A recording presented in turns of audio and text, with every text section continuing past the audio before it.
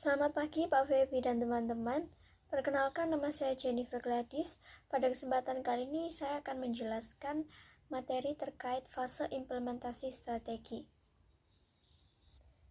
Penjelasan pertama yaitu definisi implementasi strategi bisnis. Strategi implementation atau penerapan strategi merupakan tahapan manajemen strategis yang melibatkan penggunaan kemampuan manajerial, administratif, dan persuasif untuk menerjemahkan alternatif yang dipilih menjadi tindakan. Singkatnya, implementasi strategi adalah proses yang menempatkan strategi ke dalam sejumlah tindakan untuk mencapai tujuan yang diinginkan.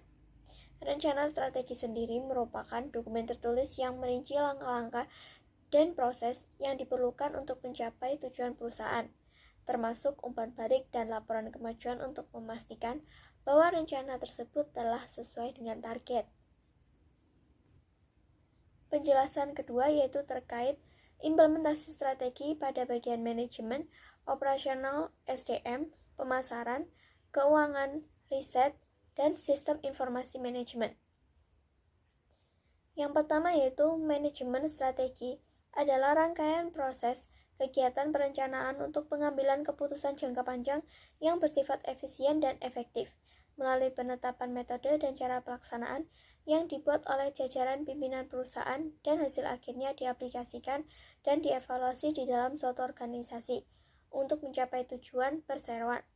Manajemen strategi memberikan perspektif yang lebih luas kepada karyawan sehingga mereka lebih memahami bagaimana pekerjaan berhubungan dengan keseluruhan rencana perusahaan dan bagaimana hal itu terkait bersama dengan anggota organisasi yang lain.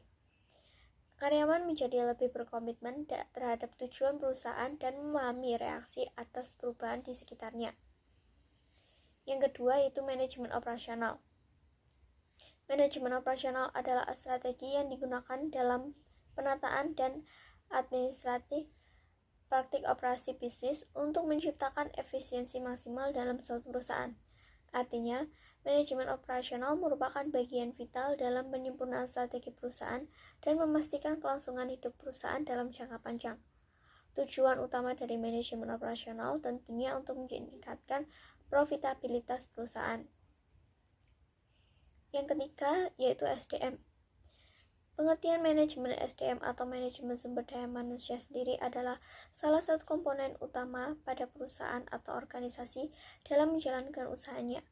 Pada sebuah perusahaan, sumber daya manusia atau karyawan akan dikelola oleh divisi yang bernama Human Resource atau HR.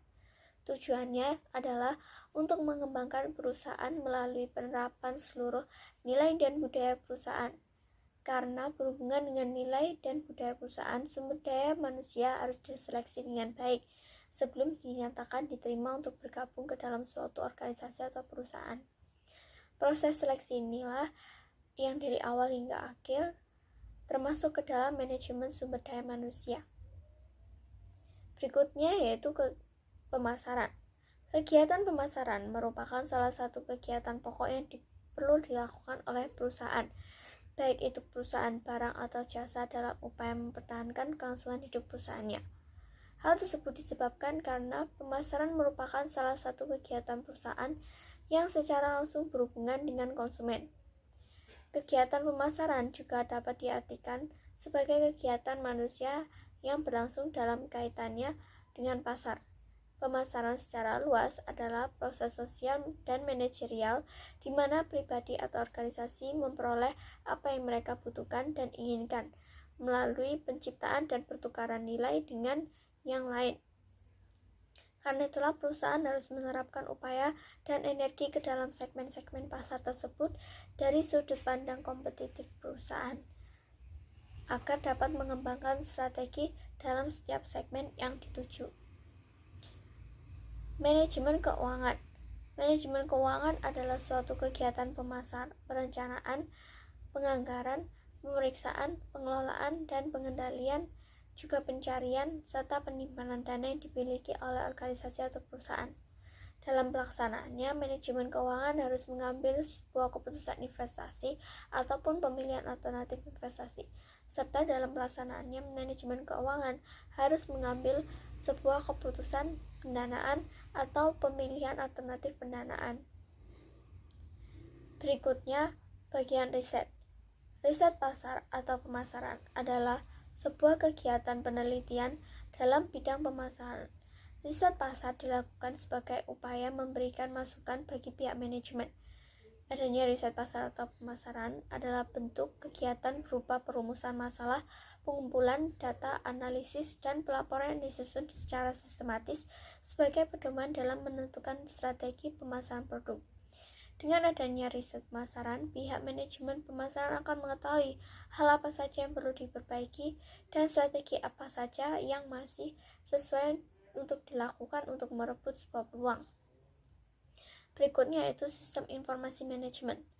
Sistem informasi manajemen sendiri merupakan sistem perencanaan dan pengendalian internal yang meliputi pemanfaatan teknologi untuk memecahkan suatu masalah yang ada seperti pelayanan atau suatu strategi.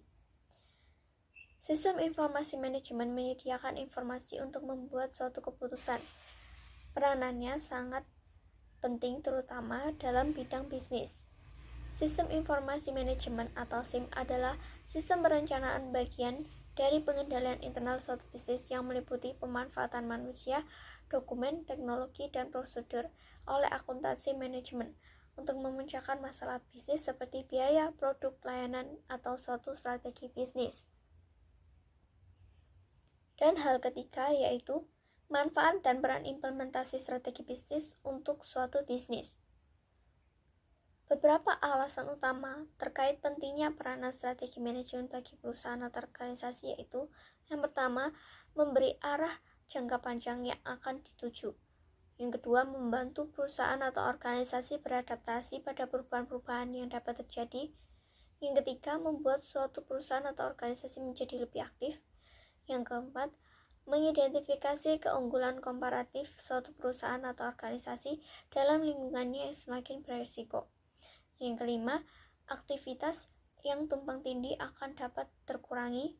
Berikutnya yang keenam, keengganan untuk berubah dari karyawan lama dapat dikurangi, serta keterlibatan karyawan dalam perubahan strategi akan lebih memotivasi mereka pada tahap pelaksanaannya. Dan kegiatan pembuatan strategi akan mempertinggi kemampuan perusahaan atau organisasi tersebut untuk dapat mencegah munculnya masalah di masa mendatang. Sekian penjelasan dari saya terkait fase implementasi strategi. Mohon maaf apabila ada kesalahan kata dalam penjelasan saya. Selamat pagi dan terima kasih.